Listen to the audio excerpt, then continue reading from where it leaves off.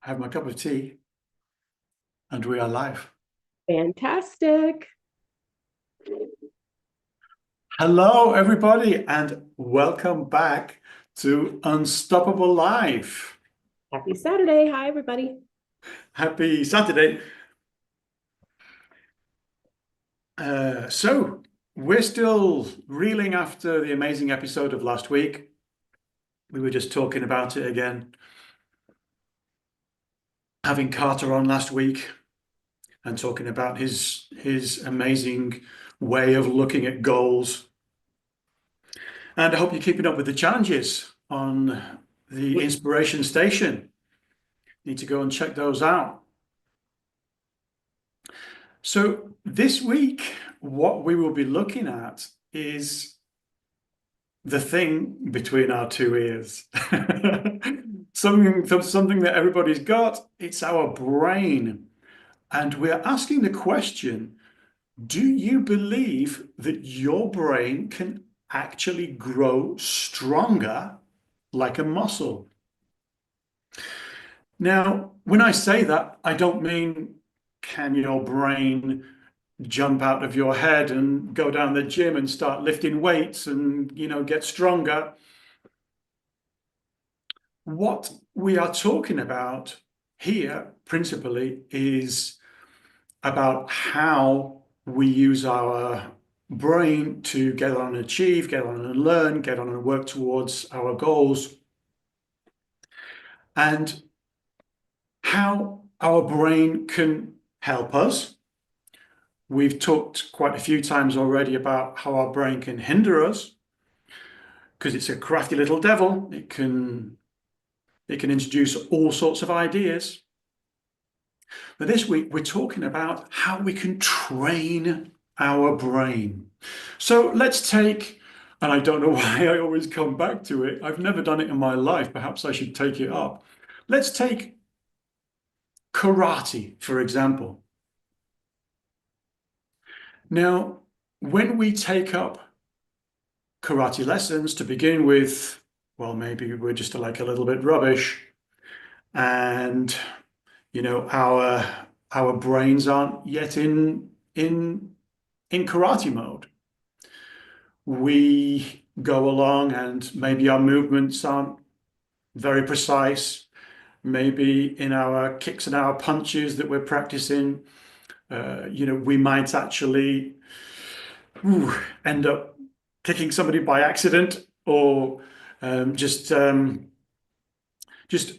body not being able to control our body in quite the way that we want it to. Now, then what we see is that when we start practicing things, we start building what are called neural connections in our brain. This means that our brain starts adapting to what we're actually learning.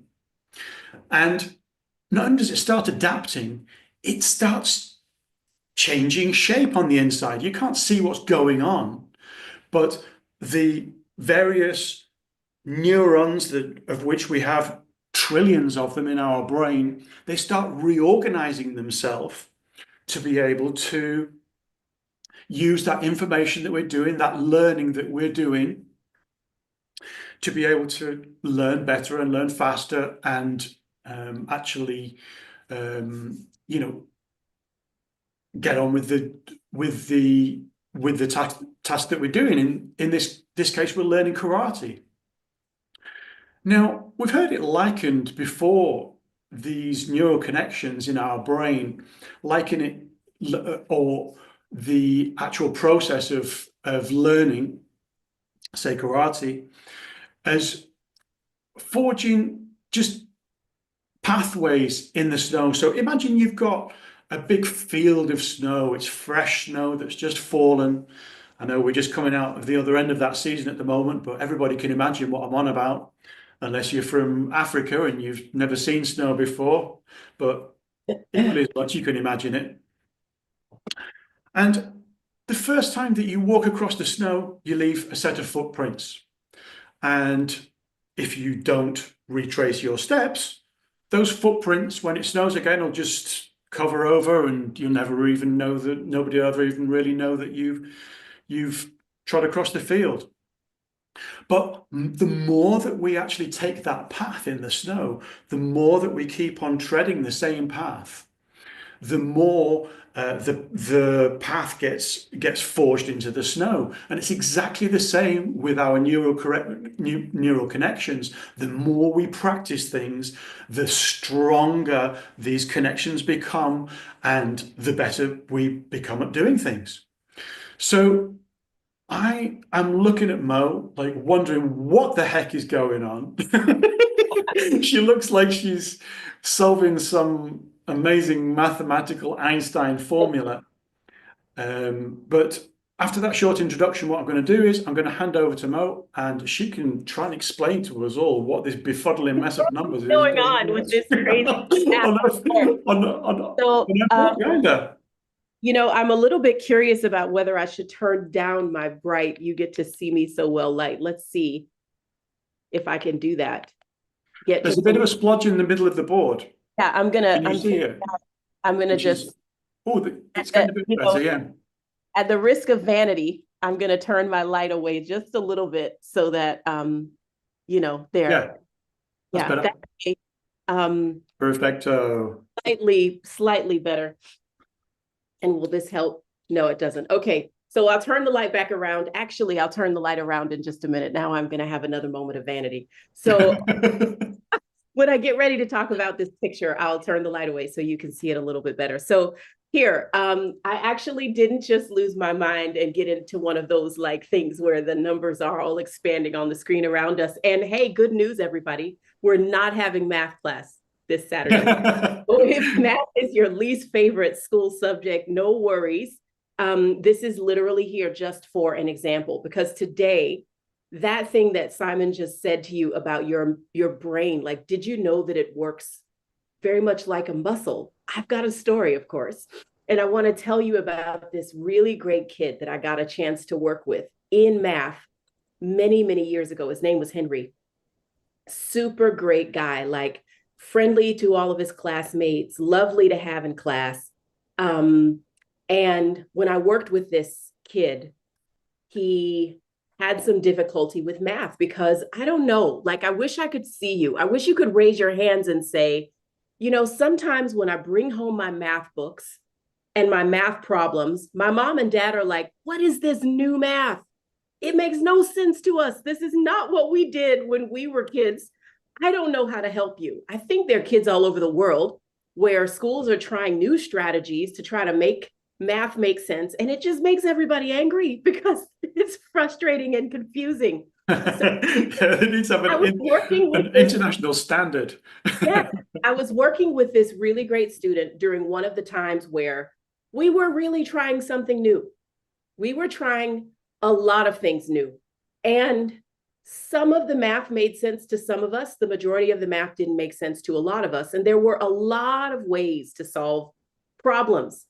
And it got to be a little bit frustrating in the classroom. In the case of this one great kid, what happened was there was more than one way that we could solve a problem, and we were challenged to teach all of them. So let's say we're going to do something simple like multiplication, right? Which, depending on where you go to school, I've just got a number here, 4,375, and you're going to multiply that by 362.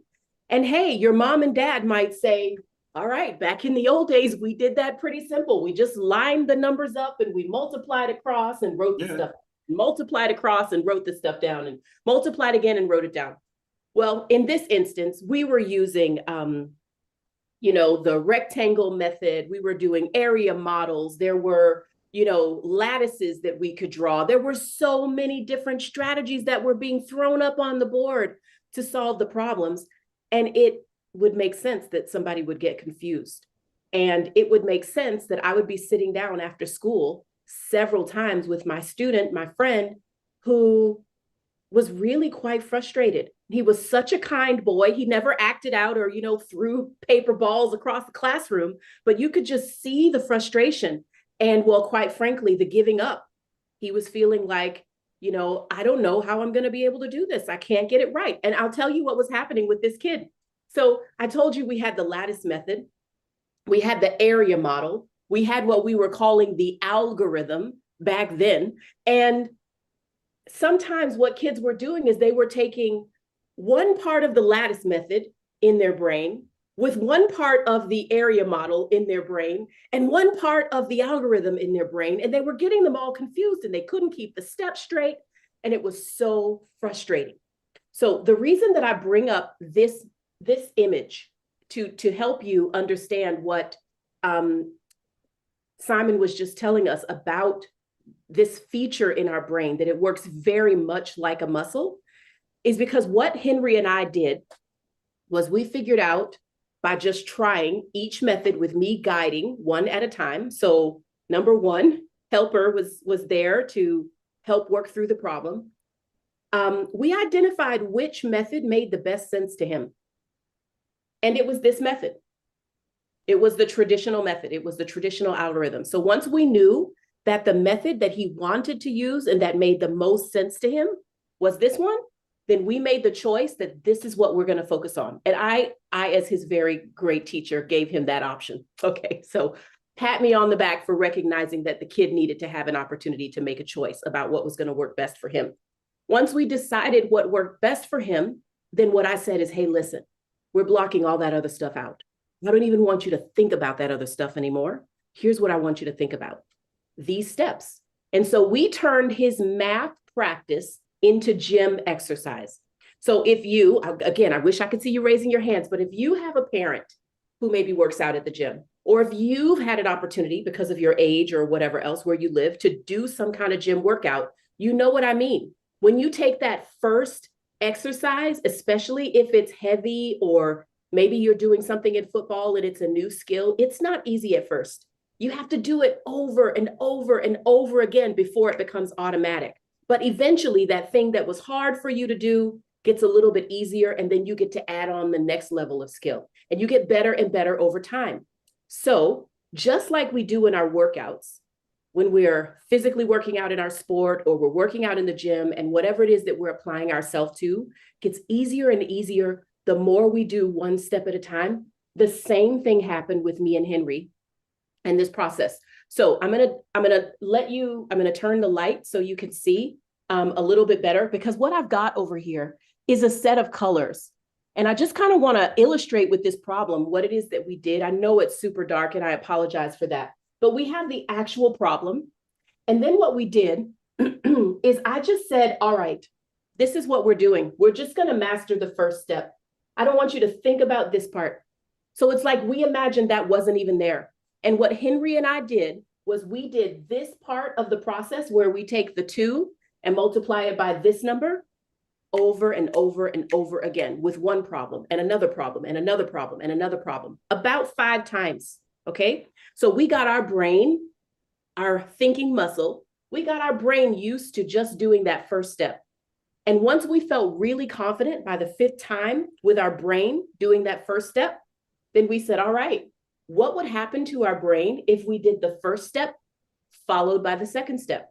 So for 5 problems, we did step 1 and step 2. So we multiplied the first row and then wrote that answer down. And then we remembered, oh, you have to put that 0 here. That's the placeholder. Don't forget that step. Now let's take this second number and multiply it by all of these. And I wrote it in pink so that you can kind of see the difference of what I'm talking about right here. Hopefully you can follow me. So again, 5 times we did that process, step 1 and step 2 together, strengthening our brain muscle.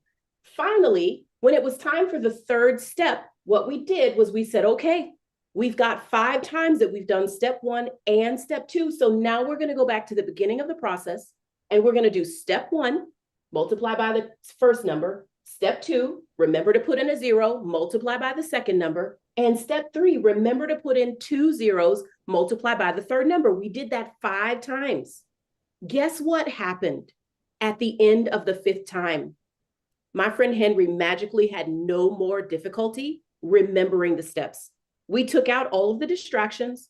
We decided which one process worked for us, and we gave our brain the benefit of building one skill before moving on to the next skill, before moving on to the next skill. We just add it on a little bit at a time. So it's exactly like when you're working out in your sport or when you're working out in the gym.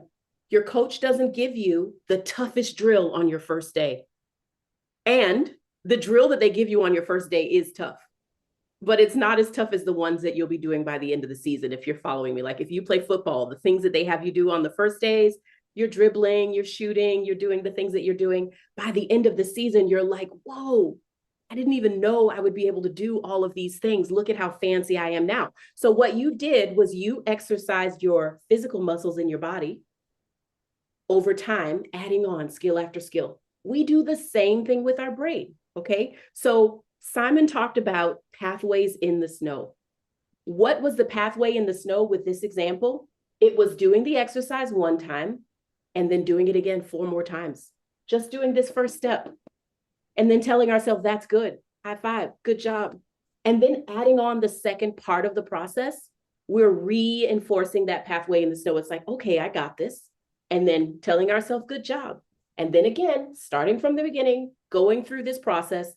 When I tell you, Simon, and I love this memory because that kid who originally sat down with me after school, completely frustrated, defeated, and feeling like something's wrong with my brain, understood that his brain was perfect. And all he needed to do was just take it one step at a time and be okay to practice. So I have a favorite saying that a teacher taught me many, many years ago when I was a new teaching professional. I was doing this training in math, and I was learning, it was like alternative ways to help kids be successful. We struck a chord today because this was one of my favorite things to do. I had lots of students through the years who hated math, and I had no greater joy than helping them learn to love it because they could find a way to be successful at it. So this teacher said, you know that phrase that they tell you, practice makes perfect? It's not true. It's not a true statement that practice makes perfect. If you do something over and over again, you don't get perfect at it. But he said practice does make permanent. And I love that phrase because I'm thinking about this pathway in the snow. If we tell ourselves, you know what, it's okay that I need practice, and we're willing to do it again, and we're willing to give it another try, and we're willing to go at another time, what happens is over time, when we're willing to practice the strategies, I used to say to the kids, the right strategies, when you're willing to practice the good strategies, they will become permanent, like, you know, the muscle builder's muscles. And I'm sorry, I don't have like a really good one to flex today, but you get the point. There's like nothing going on right here, but you get it. So yeah, Simon, I don't know if my story about Henry even makes sense because you were like zoned out staring at me there for just 1 second. Tell me if you see it. Like, do you see it? Absolutely. And I love that. I love that phrase which your teacher told you, which obviously stuck with you. The practice makes permanent. Yes. And look how we've applied it already to karate, we've applied it to maths. And when we understand that this technique of building your brain like a muscle, we can literally apply it to anything. You know what we said before about where you place your attention grows, where you place your focus grows. Yes. So look at Most Beautiful Story there of we'll talk about in another episode, I think, the role that frustration plays in all this. We like the F word. We've come across that a few times already in previous episodes. But look what happened in Mo's story. They started off, everybody was just all confused. There was all these different ways of doing the same problem. Everybody was not, taking different bits of ones and mixing them all together and getting confused and getting very frustrated. But then what did they do? They didn't just give up. Now, the unstoppableness here comes in the understanding that when we stick at something and when we believe in ourselves that we can actually do it, when we tell ourselves that we can actually do it, we never fail. So You only fail when you actually give up. That's the only time we ever fail.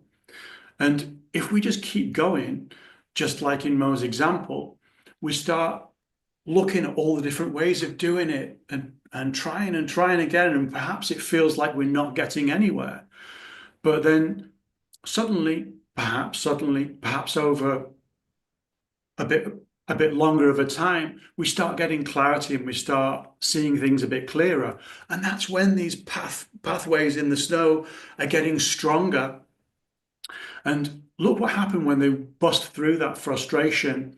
And she managed to sit down with a pupil who just could not get it at all. And they ended up just working it out. And yeah, so this is where it the whole building the brain like a muscle part of it makes us unstoppable because we can literally apply this to anything: maths, karate, learning a new sport, just anything which we want to do in our lives. Like last week, we talked with Carter, who was building a business. He does exactly the same thing. He talked about exactly the same process of breaking things down into smaller steps and just showing up, and just practicing it again and again and again until you get good at that, and then moving on to the next step. So yeah, for me, and I hope for our listeners too, that made perfect sense, Mo. It was a beautiful example and a beautiful story, the Henry story. I thought you were going to be talking about a vacuum cleaner, but Not Hoover, no. And I still have that kid's last name in my mind. It was such you, a work, but I didn't ask his permission, so yeah, I was about to say we'll let him say Henry. oh, you need to tell us, So but many yeah. years ago that now I forgot about whatever it's called that we're not if allowed he to. just happened to encounter this story, I'm sure it would give him a laugh because I am confident that he has turned out to be some brilliant, adult professional who is not limited by simple math problems, right? Like, not at all. Not anymore. No. Yeah. Yeah, I love that you managed to do that. It actually took me back, and I saw one of my friends from primary school when I was 6 or 7 years old, like a couple of weeks ago when I was back home. And I remember he was struggling with maths, and I was put with him to to try and just work through some problems and try and get his maths a bit better. And when I worked through the problems with him, we ended up getting every single one wrong.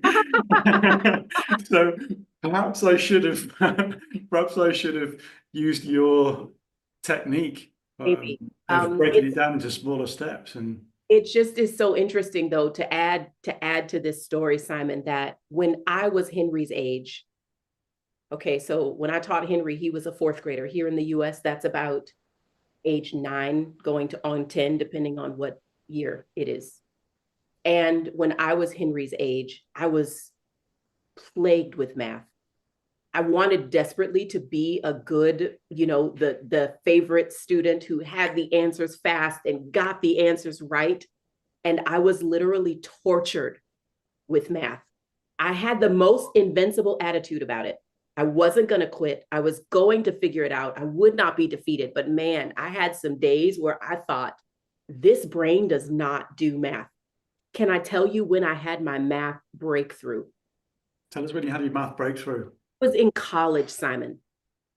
And I don't want anybody to be discouraged by that because I passed my math classes, right? Like I graduated from high school. I was able to gain entry into university. So I'm not suggesting that it was the most excruciating torture for all of those years, but a part of the reason why I ended up becoming a teacher was because I was so eager to help people who had struggled like me to learn that sometimes it's not you, it's the strategy. Like you might need a different strategy. That's it, right? Like not all brains are the same. And sometimes there's more than one way to solve a problem for a reason. So yeah, in college, when I started studying the methods to teach mathematics to children, is when math finally made sense. And it finally got to be a little less laborious. And I finally got a little less stressed when I took a test. And it was just because I met a teacher who said, hey, do you know that you could do math like this, or you could do math like this, or you could use these physical materials to do math like that? And I thought, oh, if I've got options, then fantastic, because it's just a matter of finding what works for me. And I made it like a game at that point, right? For me, it literally is a game. That's what learning is. It is finding the way that whatever it is that you're trying to understand works for you. What is the way to attach that? And if it's all right with you, Simon, I want to tell the group about this challenge that I have. I have an idea for them to take on this curious game, this like curious game approach, because it is not only for math, as you said, in karate, in any sport that you engage in. I could see this applying to learning in math, or even the skill of making friends. This pathway that we're talking about in the brain, I remember I used to teach my kids about why they needed to eat healthy fats, because it helped to coat the brain cells with what's called myelin and makes them work better, just like you need oil in an engine, right? So eat your healthy food, kids. Okay. In any case, I want you to take up this curious game-like challenge, because it's going to be so fun. And it's simple. What's something you're working on? What's something that, if you're honest, it's giving you a little bit of trouble and you wish you were better at it? And you've even asked yourself, why can't I get this? What's going on in my head? What's happening with my brain? Turn that question into a game for yourself. And let's figure out if you can find ways, right? So you try a way and you have a little bit of success, then you try it again. Let's see if we can go a little bit further, carving this path in the snow. So take that approach. Hey, if that doesn't work, then what else are you going to try? Simon made a great reference to when his friend didn't understand something because he was more proficient. He was paired to help him. In my life, whenever I have had challenges, it has worked really well for me to reach out to people who have the hang of it. I literally did it just yesterday. Okay. Just yesterday, I reached out to a coach who has done something before that I have never done and said, hey, would you be willing to sit down with me? Because I would love to know how you did that. And do you know what that great coach did?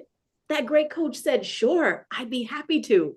And man, I had my pen ready. I was taking notes and I'm like, all right, I'm going to go give this a go. So the challenge is simple. Let's play a game. It is the practice makes permanent game. Okay. What's something that you're challenged with? I want you to tell us on the inspiration station. And I want you to practice at it. Like maybe you can find somebody who does it well and copy or mirror something that they share with you that might help you be a little bit more successful. But what happens when you give it a little bit of a go? I don't know if I'm saying that right. Like, give it a go. Simon usually says, what are you on? Like, we want to hear about what happens to you in the challenge when you take the attitude. Just curious. If I practice a little bit more, what will happen? What happens when you practice one day? What happens when you practice after 2 days? What happens when you practice after 3 days? We would love to just hear how you get on, okay? On the inspiration station. Take this curious challenge with me.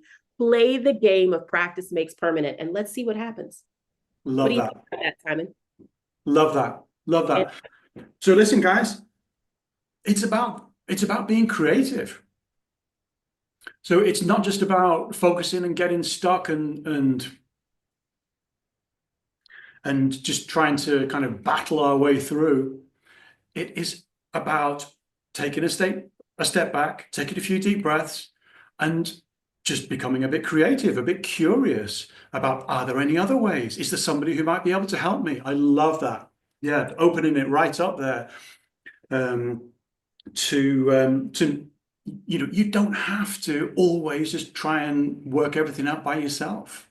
You can team up with other people, and like Mo says, you can look for a mentor, look for somebody who already knows how to do it. And 9 times out of 10, they will be ready to help you, because that's what we like doing as human beings. We love helping other people and reaching out and asking for support. It's not a sign of weakness. So listen, guys, we want to see how you get on. Speak to us, and we believe in you. We believe you can be unstoppable. We believe you can get through this.